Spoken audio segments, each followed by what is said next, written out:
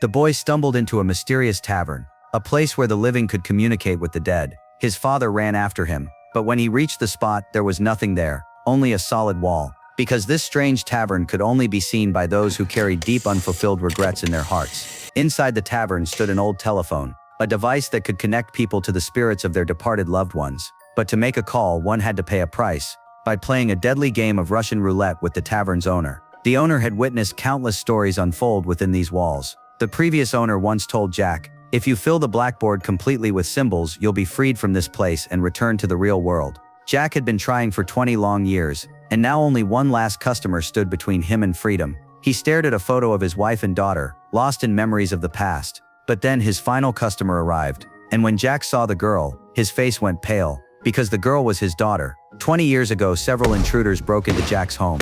In order to protect his young daughter, Jack made a desperate choice. He left his wife behind. He escaped the house carrying his daughter in his arms, while his wife tragically lost her life that night. The guilt consumed Jack ever since. Unable to care for his daughter properly, he left her at an orphanage. Soon after, he accidentally entered the Tavern of the Dead. When his first call ended, Jack refused to pay the price. He was terrified of dying and leaving his daughter completely alone in the world. So he stayed. He became the tavern's new owner, waiting and serving others for 2 long decades. And now, just as he was about to be released, his final customer turned out to be his own daughter. Jack panicked and rushed into the restroom to calm himself down. The previous owner appeared before him, reminding him not to keep his customer waiting. Reluctantly, Jack returned to the bar, but by then his daughter had already made the call. Not wanting to waste this chance, Jack quickly searched through his old notes for his wife's responses. Before the girl could finish her questions, the minute was up. When she asked to call again, Jack refused. With trembling hands, he took out the revolver and handed it to her himself.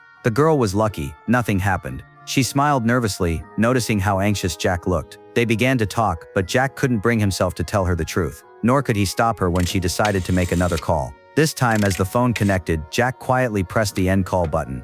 And then, speaking softly, he began to answer her questions as if he were her mother. He told her, "Your mother and I love you deeply. We're sorry we couldn't stay by your side as you grew up." The girl, hearing this, finally felt at peace. Jack asked her to leave a phone number so that when he returned to the real world, he could find her again. But just then, the tavern door suddenly locked. Jack ran to it, but no matter how hard he pulled, it wouldn't open. The former owner entered the room. He told Jack that since the second call had broken the rules, even though the phone never connected, the girl had still received the message she was meant to hear, and therefore the price still had to be paid. Jack forced a smile and asked, "Couldn't the bar cover this bill for me?" Then gently, he convinced his daughter to give her consent. Before she left, he secretly slipped a family photo into her pocket. After she was gone, Jack returned to the bar counter. The man, the spirit of the former owner, had already loaded the bullets into the revolver. All the names once scratched onto the blackboard now appeared before him as silent witnesses. Jack picked up the gun, his hands steady, his heart calm. He already knew what awaited him, because everyone must one day pay the price for the choices they've made,